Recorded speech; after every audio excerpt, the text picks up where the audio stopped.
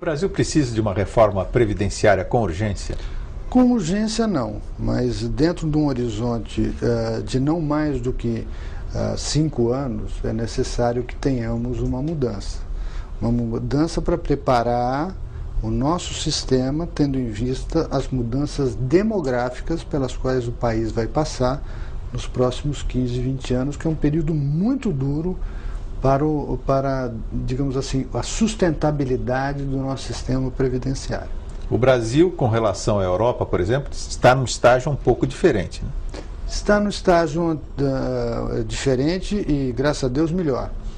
Melhor em que sentido? Porque nós ainda não fizemos o envelhecimento, processo completo de envelhecimento pelos quais esses países já passaram. A desvantagem relativa que nós temos é que nós faremos esse percurso muito mais rapidamente que os outros países. Ou seja, o tempo que na Europa foi necessário alguma coisa como um século e meio, no Brasil nós vamos fazer em 30 anos. Então, as mudanças serão mais acentuadas em pouco espaço de tempo. Há quem diga que o Brasil não precisa fazer nada de diferente porque a política previdenciária já é uma política social de distribuição de renda. O dinheiro que você paga nas aposentadorias volta para a economia e que, portanto, está tudo bem. Está tudo bem? Não, isso não é verdade. Isso não é verdade. Quer dizer, o dinheiro que vai para os aposentados e pensionistas, de certa forma, voltam para a economia. Mas eles são primeiramente retirados da economia. Eles não caem do céu. Eles são retirados da economia. E quando eles são retirados, eles estão matando emprego. Então, o que nós estamos fazendo é não apenas redistribuir renda, como redistribuir empregos. Só que empregos com qualificações e produtividades diferentes. Ou seja, eu eventualmente estou eliminando o emprego na cidade, altamente produtivo, e gerando um emprego no campo, nas cidades pequenas, na zona rural, que são muito pouco produtivos. Do ponto de vista de equilíbrio da economia como um todo, eventualmente, sob o ponto de vista de eficiência, nós estamos perdendo eficiência. Há um ganho social pelo fato de você, de fato, eliminar alguns grupos sociais da pobreza. Isso é bom, mas não podemos continuar indefinidamente nesse processo. Não é positivo para a economia e não é positivo para o futuro da economia. Olha aí. Há quem diga que bastaria, no caso do Brasil, incluir quem está fora da Previdência para dentro do sistema e isso já geraria os recursos suficientes para a gente continuar adiante sem grandes modificações. Certamente que há essa opinião, que eu respeito muito, de que se nós acabássemos com toda a informalidade, isso certamente ajudaria a resolver boa parte dos problemas previdenciários. Entretanto, a informalidade é um fenômeno especialmente complexo. Boa parte da informalidade decorre do fato de que o empregador também é informal, a empresa é informal. Isso significa dizer que nós estamos tratando de setores com uma produtividade muito baixa, muito baixa. A formalização da empresa, eventualmente, custa a sobrevivência dela. Significa que, ao tentarmos formalizá-la, ela desaparece, porque os custos associados à formalização são muito altos. Veja só, em vez de termos informais, teremos simplesmente desempregados. Então, isso é um esforço que deve ser feito no sentido de simplificar o processo de formalização das empresas para que a relação trabalhista seja ela própria formal. Agora, isso é um elemento. O outro elemento que nós temos que levar em consideração é que boa parte dos empregos, dos trabalhos informais, são de pessoas que ganham até, não necessariamente mas até um salário mínimo. Ou seja, nós estamos falando de pessoas que têm baixíssima qualificação, baixíssima produtividade, baixíssima renda. Ora, se formos formalizar essas pessoas, com o custo previdenciário que temos, simplesmente elas não são empregáveis.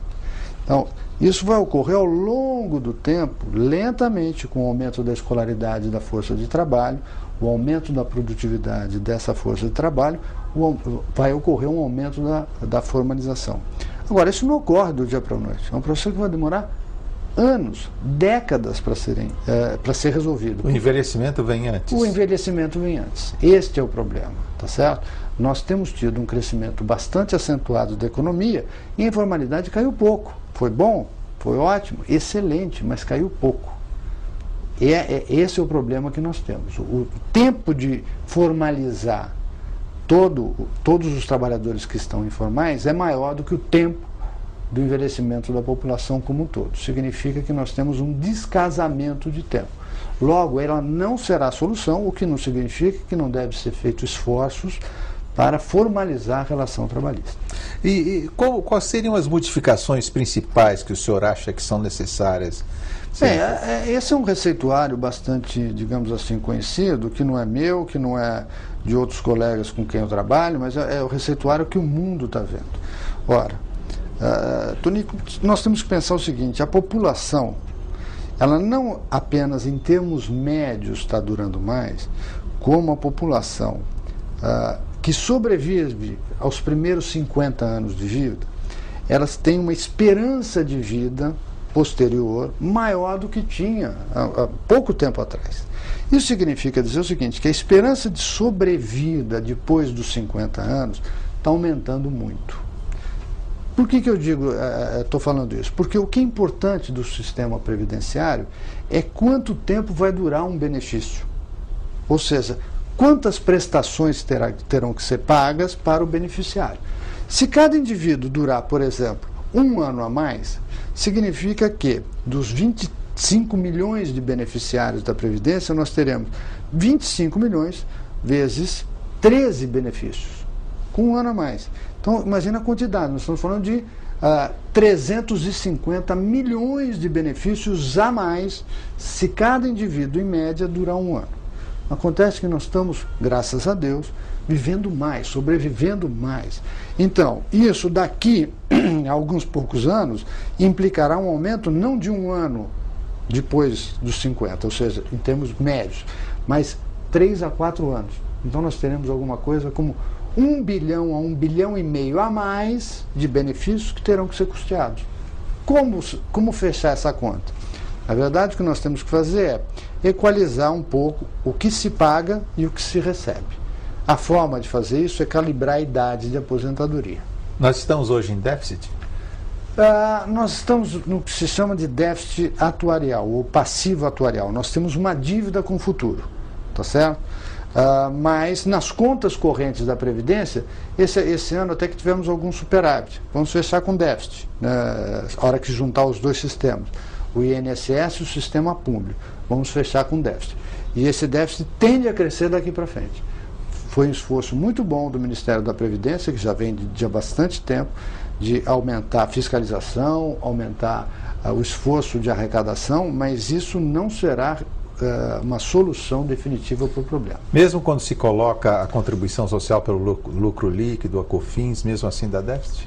Veja, dá déficit porque há um argumento que diz o seguinte: o sistema de seguridade deve ser custeado por todas as contribuições. Bom, mas, por outro lado, essa mesma legislação, que é a Constituição, diz que isso diz respeito a todo o sistema previdenciário, assistencial, saúde, tá certo? E assistência. Ora, se eu juntar tudo, a conta não fecha.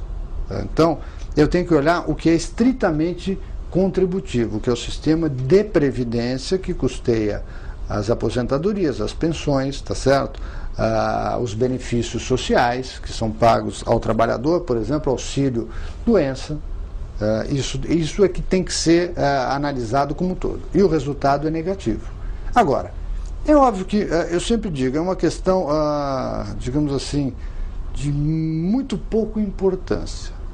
Eu digo o seguinte: suponha que eu tenha R$10 no bolso, do lado direito, e do lado esquerdo eu tenho uma conta para pagar de 20. Ora, o resultado do indivíduo é que ele está devendo 10. Então, eu poderia tirar dinheiro de educação e pôr na Previdência. Falando, não tem rombo. Bom, tem rombo, entre aspas, na educação. A verdade é que nós consumimos uma quantidade de recursos com o sistema previdenciário que é incompatível com o nosso grau de envelhecimento.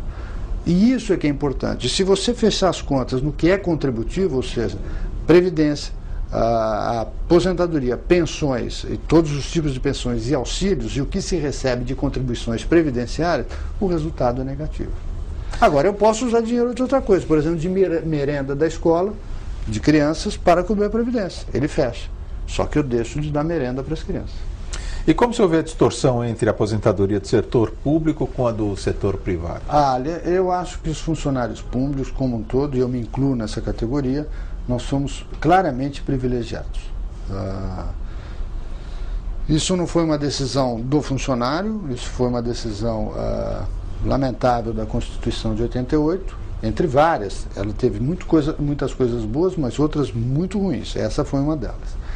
A consequência disso é que nós passamos a nos aposentar com um valor integral do benefício. É bem verdade que a gente contribui sobre esse total do valor. É uma diferença substantiva em relação ao trabalhador da iniciativa privada, que tem um teto além do qual ele não paga nada. Muito bem, mas ainda assim isso significa uma enorme transferência de renda para os funcionários públicos. E os funcionários públicos, nós sabemos, são trabalhadores que, na média, são mais bem pagos do que os trabalhadores da iniciativa privada. Então, é um grupo que já tem mais renda e que tem um benefício adicional, que é a aposentadoria integral. Aliado ao fato, que nós devemos levar em consideração aqui, que é uma renda indireta, que é o fato de termos estabilidade do setor público. A gente não está sujeito ao que é o horror da vida do trabalhador, que é o desemprego. Então, por todas essas razões, há uma iniquidade de sistemas previdenciários. A nossa proposta tem sido reiteradas vezes que a gente acabe com isso e todos os funcionários públicos caminhem para um sistema igual ao do setor privado. Todos os funcionários. De modo que não haja mais discrepância entre regimes para os trabalhadores da iniciativa privada e um regime para o setor público. Isso envolve alguns ajustes. Por exemplo, um funcionário público ele não tem direito a fundo de garantia. Então, tem que ser recomposto isso. Certo? Então, tem umas contas a serem feitas. Mas, certamente, o sistema previdenciário do setor público deve acabar e sermos progressivamente transferidos para o INSS. Essa é a proposta.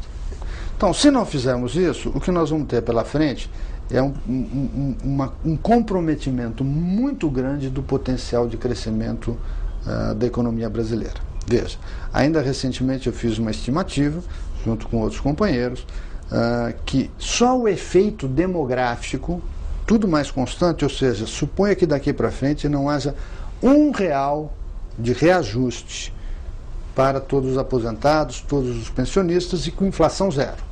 Ou seja, estou mantendo o poder de compra.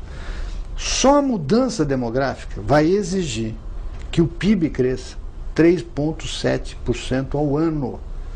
Para quê? Para manter a relação despesa previdenciária PIB constante. Então, só isso. Agora, nós sabemos que não é o caso. Não há um governante, e por razões inúmeras, enfim, não vou discutir quais são as motivações, nada disso. Não há um governante que não dê aumento real para os benefícios previdenciários. Todos eles têm dado isso. O ex-presidente Fernando Henrique deu, o presidente Lula deu, e eu imagino que o próximo presidente, seja quem for, também irá dar. Ora, isso significa que, se nós repetirmos muito modestamente o que foram os últimos 15 anos, e digo modestamente, porque a minha simulação é que nós aumentaríamos apenas 20% do que foi dado de aumento nesse período, aí, para que se mantenha equilibrada a despesa previdenciária frente ao PIB, nós precisamos de 4,2% do PIB, 4,2% ao ano de crescimento do PIB. Ora, por um ano, por 5, por 2 não, por 30 anos. Significa dizer que se nós não crescermos isso, Toninho, a despesa previdenciária no Brasil vai consumir uma quantidade de recursos cavalar. Em poucas palavras, eu quero te dizer o seguinte: é possível que nossos netos, dado que já não somos mais meninos, olhem para nós daqui 20 anos e falem: escutem, por que vocês deixaram essa bomba para mim, que é sindicada a R$100, que eu suo a camisa para produzir para o país, 20 vai para a Previdência, só sobra 80 para o resto. vocês deixaram uma bomba para a nossa geração. E eles terão razão de dizer isso. Então, nós não podemos deixar escapar muito o quanto se gasta de previdência frente ao PIB. Então, a nossa simulação é, mantendo mais ou menos constante, nós vamos ter que fazer a economia crescer 4%. Só que a economia depende do que sobra de recurso depois de pago esses compromissos assumidos. Por exemplo, os gastos com saúde, os gastos com educação, os gastos com previdência. É o que sobra para o setor privado e para o setor público investir para fazer a economia crescer. Ora, se eu começo a brincadeira, já tenho que pagar 20% para a previdência, o que sobra é 80%. Mas desses 80% vai ter que pagar salário, vai ter que pagar outras despesas que são improdutivas. Ora, o que sobra para investimento? Pouquíssimo. E o investimento é que determina o ritmo de crescimento da economia. Então, esse aqui é o problema. É um problema delicado que nós temos que cuidar com atenção. Os técnicos, na medida do possível, de forma bastante desapaixonada no que diz respeito a motivações de qualquer outra natureza, a não ser o estudo técnico da questão, e obviamente cabe às autoridades conterem o seu desejo de fazerem o bem para um segmento. É óbvio que é meritório que os idosos tenham uma boa aposentadoria, é desejável que isso ocorra, mas isso não pode ser às custas de comprometer as futuras gerações. Então temos que ter um controle, um ajuste fino dessa política.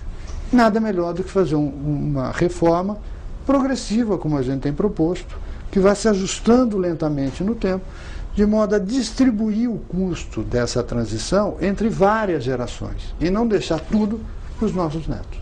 Essa é a ideia.